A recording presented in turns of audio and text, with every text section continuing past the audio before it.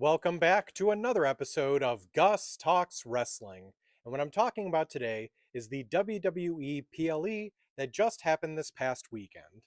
And of course, I'm referring to Clash in Paris, which, by the way, I just find it so funny that for the official poster here, there are so many wrestlers on the cover that had no matches and no appearance at the PLE itself. So before I get into the actual matches, one thing I do want to mention is I loved the Titantron for this, where they had that Eiffel Tower thing right in the middle. I thought that looked really cool. So the first match of the night was this grudge match of Roman Reigns versus Bronson Reed. The first thing I want to mention is you could really tell that that Paris crowd was heavily behind Roman Reigns. They were chanting his name non-stop. So I really like this match and all of the stuff that happened afterwards as well.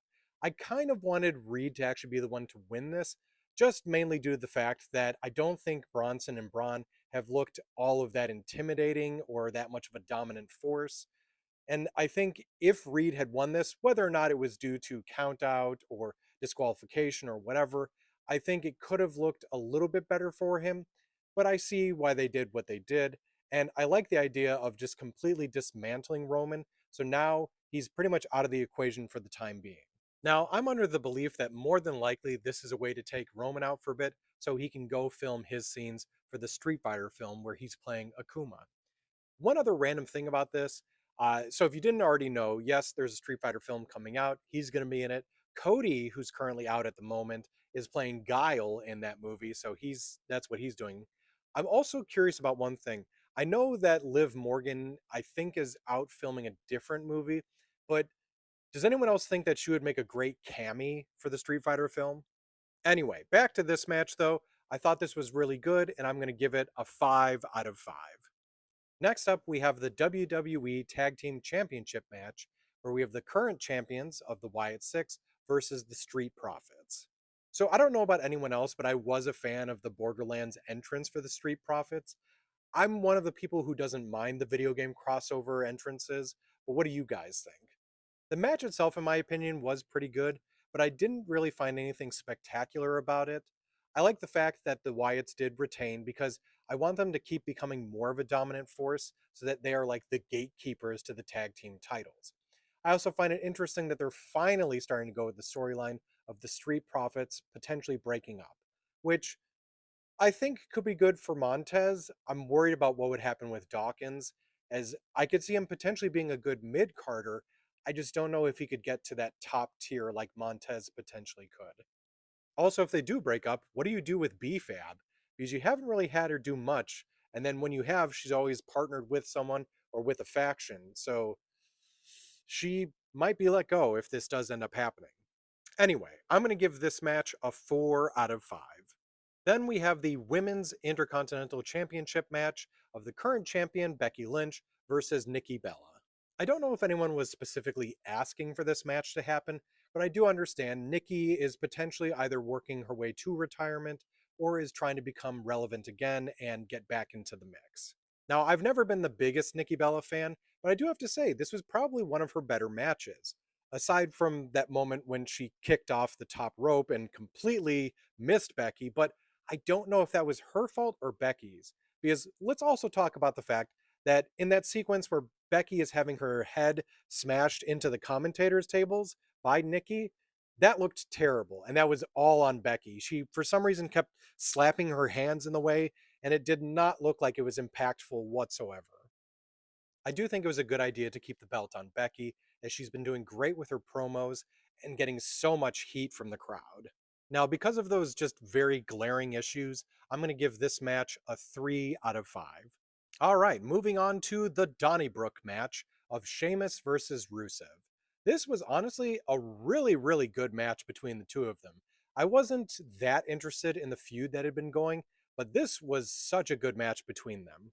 I also feel that it was the right move to have Rusev win because Sheamus is at a point where you could really throw him into any mid card scene or top tier scene and it would make sense. But Rusev just recently coming back to the company, he needs a little bit more of that push.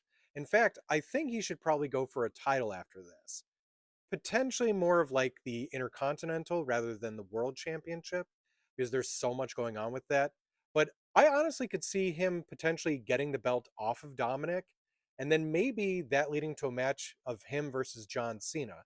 Because at least in my own opinion, I think right now John should switch over to Raw and be trying to go for that Intercontinental Championship to kind of check that off his list because he's never actually won that belt. I'm going to give this match a 5 out of 5. The second to last match was John Cena versus Logan Paul. And I can't believe I'm saying this, but this might have been the best match of the night. There was so many great back and forth moments between these two.